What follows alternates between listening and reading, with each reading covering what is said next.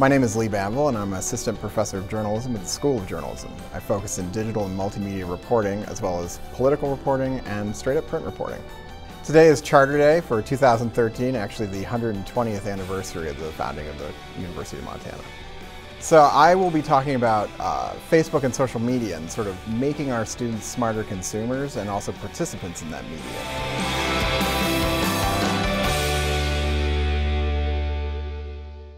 I think in thinking about engaging students, which is at our core how we want to educate them, right? To educate them, you must first make them question the basic realities that they exist in. And in trying to come up with ways to do that, I found the most useful way to do that is to hit them with something they just wouldn't expect. To make them question what it is that they may do every day that they don't even think twice about, and make them reconsider it in a certain way. And so I'll do that with you now by asking what might be a hard question to kind of fathom, but basically, has Facebook jumped the shark?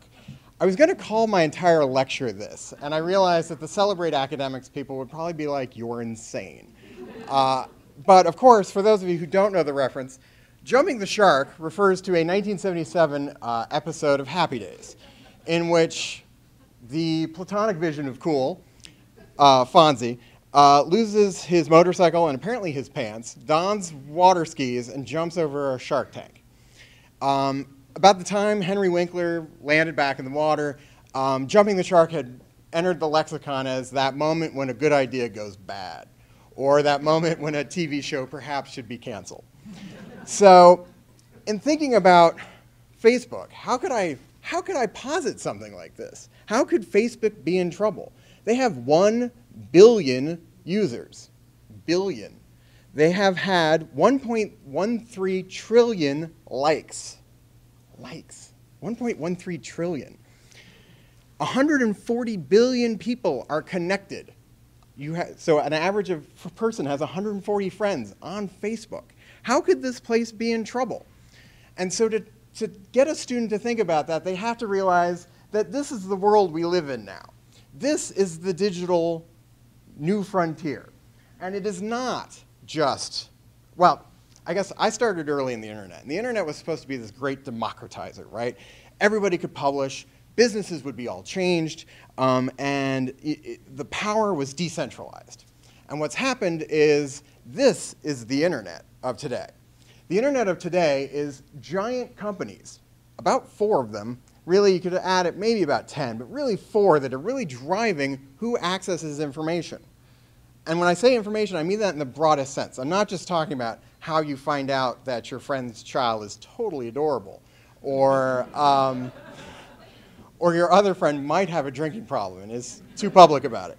But in this case, Facebook has created this sort of island in the internet. But it is one that is a dominant way in which people access that internet. And in thinking about the internet, why is it important to focus on these handful of companies? Because the internet, other than that, is just too big to conceive of. Here's a fun fact. I'll just let you read that and think about it for a second.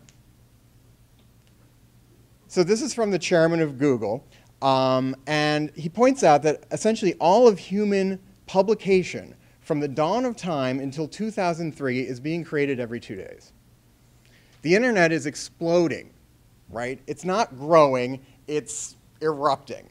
And so how do you manage that? How do you access? Here's another way to think about it.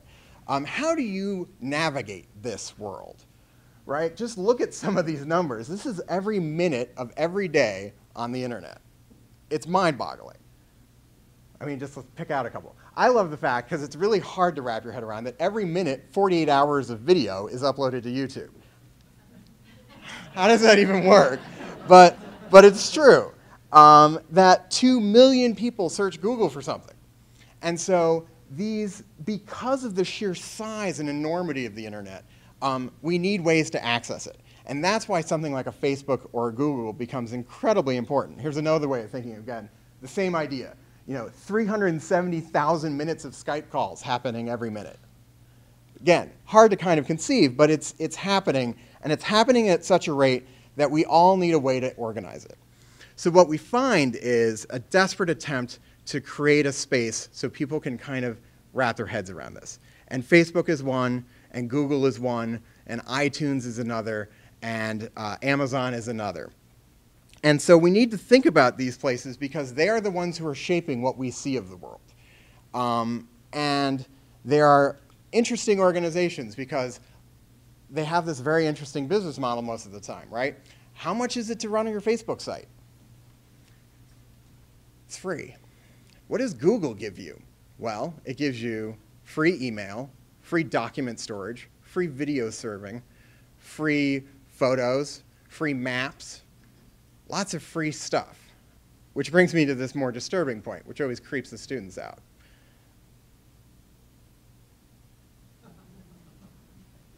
So what do you give them in return? Because they give you an enormous amount. By the way, the one thing I didn't mention that Google does is they're also a pretty good search engine.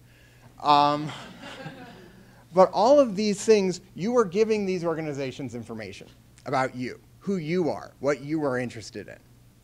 And they are using that information to make money, which is why I think Facebook might be in trouble. Because what does Facebook do? What do they make? And the answer is nothing. Google, on the other hand, is a search engine, but it's also an ad service. It's also a phone. It's also a mapping service. It is all of those things individually. And so when they want to make money, they have lots of ways to do it. Facebook has one way to do it. And I don't know if you've noticed it, but it's hitting you over the head more and more every time you log in, which is sponsored messages. If you have lots of friends on Facebook, for example, I was not going to reference this, but I run the Missoula Curling Club Facebook page, and we have several hundred people who are interested in curling that are fans. If I want to reach them, I got to pay $10. If I want to reach some of them, it's free. If I want to message someone on Facebook that I'm not friends with, it's now $1. And why is this? It's because in May of 2012, Facebook went public. And now it's a different business than it was up until that moment. And students have to realize that because a lot of our lives are trapped in these organizations because it is the gatekeeper for information about ourselves, about the world, and about how we interact with it.